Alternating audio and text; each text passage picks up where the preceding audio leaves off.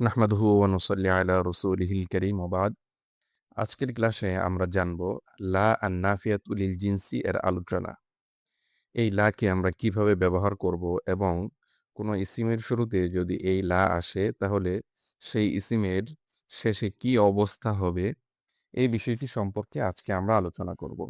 তো প্রথমেই আমরা এখানে দেখতে পাচ্ছি লা আন-নাফিয়াতু লিল জিনসি, এটি কোনো শ্রেণী বা প্রকার একেবারেই নেই এটা বোঝাতে এই লা ব্যবহার করা হয়।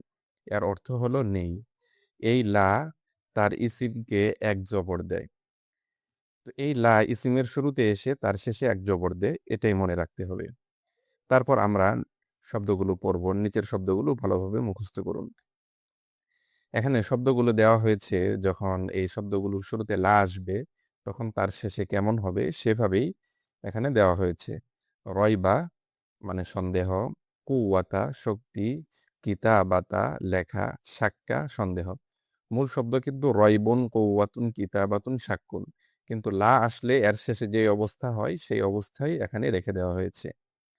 হাউলা সামর্থ্য, আকলা জ্ঞান, আল কুরসিয়া চেয়ার, জারমা অপরাধ। তো এখানে যে ব্যবহারগুলো দেখানো হয়েছে, ব্যবহারগুলো পড়লে বিষয়টি আমাদের কাছে আরো স্পষ্ট হবে। যেমন আমরা পড়ছি, শুরু করছি লা রাইবা ফিহি, তাতে কোনো সন্দেহ নেই। এখানে লা এসে বোঝাচ্ছে যে তার মাঝে কোনো ধরনের সন্দেহ নেই।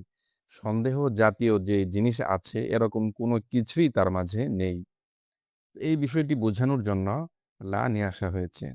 এজন্য লা রাইবা ফিহি, তাতে কোনো সন্দেহ নেই। লা রজুলা ফিল গুরফাতি, কামরায় কোনো লোক নেই। লা মালা ইনদি, আমার কাছে কোনো সম্পদ নেই। লা কুওয়াতা ইল্লা বিল্লাহি, আল্লাহ ছাড়া কোনো শক্তি নেই।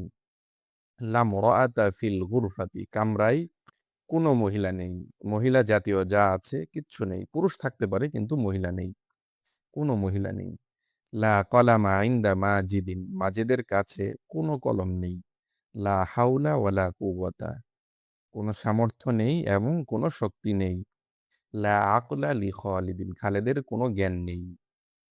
লা রজুলা ওয়ালা ইমরাআতা ফিল ক্বরিয়াতি, গ্রামে কোনো পুরুষ নেই এবং কোনো মহিলা নেই। লা কিতাবাতা ওয়ালা কলামা ফাওকাল কুরসি, চেয়ারের উপর কোনো কলম এবং কোনো লেখা নেই। লা শাক্কা ফি কলবিল মুমিন, মুমিনের হৃদয়ে কোনো সন্দেহ নেই। লা জারামা লিহাদার রজুলি, এই লোকটির কোনো অপরাধ নেই। তো এখানে আমরা এই ইবারতটি অর্থসহ অন্ততপক্ষে ৩ বার পড়ব এবং প্রত্যেকটা বাক্য তারকিব করার চেষ্টা করব। তাহলে তারকিবের বিষয়টি আমাদের আয়ত্তে চলে আসবে এবং লা এর ইসিম কোনটা হয় সেই বিষয়টিও আমাদের কাছে ক্লিয়ার হবে। তো ২-১টি উদাহরণ হিসেবে আমরা তারকিব করছি। যেমন দেখুন, লা রাইবা ফিহি, তাতে কোনো সন্দেহ নেই। লা হলো লা আন-নাফিয়াতু লিল জিনসি, লা এর নাম হলো লা আন-নাফিয়াতু লিল জিনসি। তারপর রাইবা হলো লা এর ইসিম। ফি হরফুল জার, হি মাজরুর। তারপর হরফুল জার এবং মাজরুর মিলে খবর। তারপর লা আন-নাফিয়াতু লিল জিনস এবং তার ইসিম ও খবর মিলে আল জুমলাতুল ইসমিয়াতু। অনুরূপ এখানেও লা রজুলা ফিল গুরফাতি, লা আন-নাফিয়াতু লিল জিনস, রজুলা লা এর ইসিম, ফি হারফুল জার, আল গুরফাতি মাজরুর। তারপর হারফুল জার এবং মাজরুর মিলে খবর।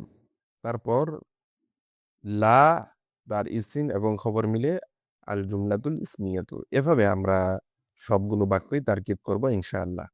তো আজকের ক্লাস আমরা এখানেই শেষ করছি।